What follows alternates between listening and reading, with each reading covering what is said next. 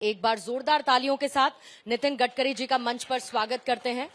और क्योंकि नितिन गडकरी जी, मैं समय बिना गवाए हुए जल्दी से सवालों की शुरुआत करती हूं क्योंकि फहरिस्त थोड़ी लंबी है।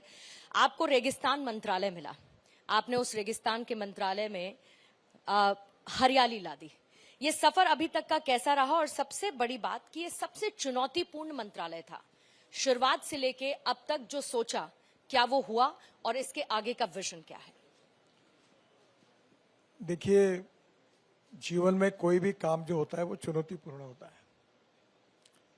और मैं अक्सर एक बात दोहराता हूं कि there are some people who convert problems into opportunities and some people who convert opportunities into the problems.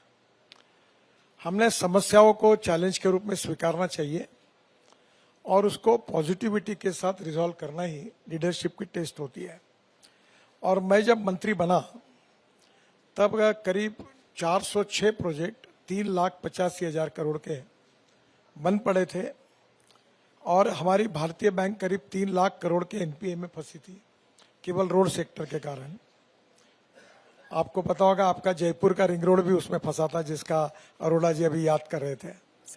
तो ऐसी बहुत से प्रोजेक्ट थी, पर हमने उसमें से 40,000 करोड़ के प्रोजेक्ट रिजेक्ट किए, टर्मिनेट कर दिए। और उसके साथ साथ करीब 2,85,000 करोड़ के प्रोजेक्ट हमने प्रॉब्लम सुलझाए। Land acquisition, utility shifting, environment forest clearance, railway overbridge के क्लियरेंस, बैंकों के प्रॉब्लम, और उसको रिजॉल्व किया। आज अब प्रॉब्लम आज है पर नहीं के बराबर है, बहुत कम है। और अब हम 90% लैंड एक्वायर्ड किए बिना और एनवायरमेंट फॉरेस्ट क्लियरेंस और सब बातों के क्लियरेंस लिए बिना अब हम अपॉइंटमेंट डेट नहीं देते। तो इसके कारण अब समस्या वो नहीं रही और रोड की स्पीड भी लगातार बढ़ रही है और इसको और तेजी से बढ़ाने की हम कोशिश कर रहे हैं। कुछ कमियां हमारे ध्यान में आई है, जैसे डिटेल प्रोजेक्ट रिपोर्ट डीपीआर, इसमें लोएस्ट में क्वालिटी नहीं बनती थी, प्रॉब्लम आते थे, वो पॉलिसी हमने बदल दी है। अब क्वालिटी के बारे में हमने बहुत स्ट्रिक्ट अपनी भूमिका अपनाई है। अब कॉन्ट्रैक्टर को ब्लैकलिस्टेड करेंगे, अधिकारियों को सस्पेंड करेंगे ताकि क्वालिटी के बारे में कोई मुलाहिजा नहीं रखेंगे। तो नेचुरली आने वाले समय में किसी भी प्रकार की गलती ना रहे और हिंदुस्तान की जनता को बहुत अच्छे क्वालिटी के और इन्वायरमेंट की दृष्टि से भी इकोलॉजी एंड इन्वायरमेंट को प्रोटेक्ट करने वाले रास्ते मिले। और उसके साथ साथ ट्रांसपोर्ट मंत्री होने के नाते 40% पोल्यूशन हमारे कारण होता है। तो अब हमने ये तय किया है कि अल्टरनेटिव फ्यूल और बायो फ्यूल पर मैं पिछले 11 साल से काम कर रहा हूँ। आज आपके इस कार्यक्रम में जब आया हूँ होटल में, तो मैंने हाइड्रोजन के गाड़ी में बैठ कर आया और वो गाड़ी का नाम है मिराई। जापानी वर्ड है मिराई। मिराई का अर्थ है भविष्य, फ्यूचर।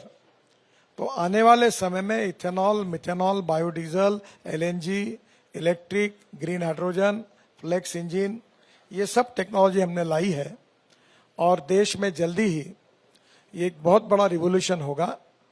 और 5 साल के अंदर जो 22 लाख करोड़ का हमारा इंपोर्ट है फॉसिल फ्यूल का, जिसके कारण दिल्ली में प्रदूषण कितना होता है आप सबको पता ही है, वो भी कम करना है और इकोलॉजी एंड एनवायरनमेंट को प्रोटेक्ट करते हुए लोगों को सस्टेनेबल डेवलपमेंट के साथ एक रोड ट्रांसपोर्ट में कंफर्ट देना है। कुछ काम हुआ है, कुछ काम करना है। जितना कुछ हम कर सकते हैं वो करने की कोशिश करेंगे और जिसके लोगों का जीवन भी, जैसे बात हुई कि अब दिल्ली से जयपुर हम 2.25 घंटे में जा सकेंगे, दिल्ली से देहरादून 2 घंटे में, दिल्ली से अमृतसर 4 घंटे में, दिल्ली से श्रीनगर 8 घंटे में, दिल्ली से कटरा 6 घंटे में, चेन्नई से बेंगलोर 2 घंटे में, बेंगलोर से मैसूर अब अभी ऑलरेडी 1 घंटे में हो गया, और मेरठ से दिल्ली 4.5 घंटे, 4 घंटे लगते 45 मिनट में हो गया।